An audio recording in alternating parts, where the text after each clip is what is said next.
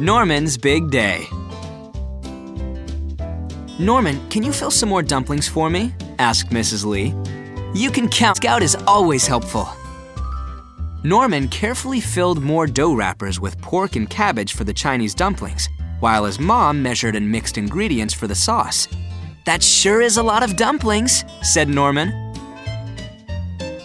"Well, we're a big family," said Mrs. Lee, "and dumplings are a part of our culture. Whenever something special happens, I like to make them to celebrate."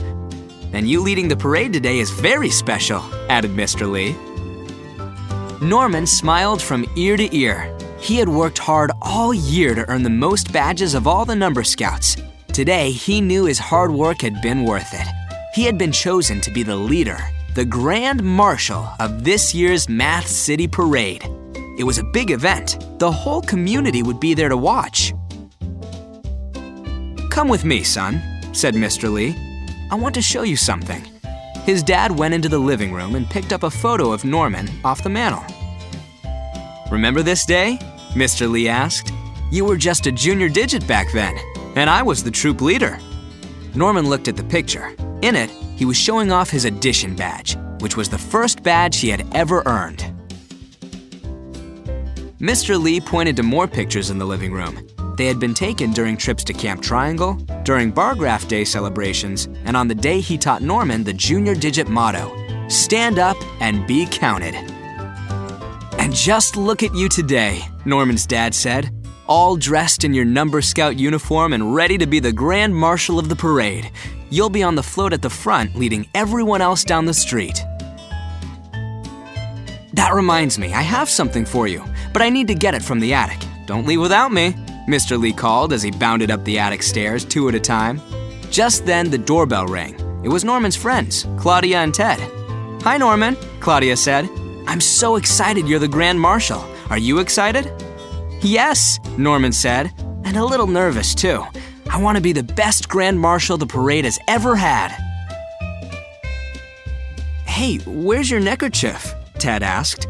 "I'm wearing it," Norman said. No you're not," Claudia said.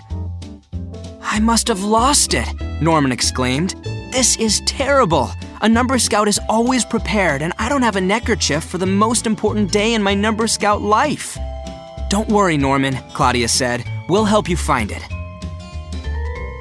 Norman, Claudia, and Ted looked behind the pillows on the couch, under the rug, and in the hall closet. Norman was just about to give up hope when he saw his dad coming down the stairs. Mr. Lee was carrying a red number scout neckerchief. "You found it!" Norman shouted. "You mean my old number scout neckerchief?" Mr. Lee said. "I've been saving it for years, hoping this day would come. I wore this on the day I was Grand Marshal of the Math City Parade, and today, it's your turn to carry on that tradition." After Norman's dad put the neckerchief around Norman's neck and slid on the scarf ring, Norman gave him the official number scout salute. "Now let's go to the parade," Mr. Lee exclaimed. Scoutmaster Murphy was waiting at the number scout float when they arrived. Ted pointed to the giant measuring badge on the float. "I earned this badge for making dumplings," Ted explained, "but not the Chinese kind. I used my aunt's recipe from Poland. The kind I made are called pierogi." Then Claudia pointed to the huge number sentences badge. "My abuela helped me practice for that badge when we were adding up all the things we put into my sister's birthday piñata." "The float looks great," said Scoutmaster Murphy. When all the number scouts were in place, the mayor of Math City spoke into her microphone. "Welcome, citizens of Math City," she began.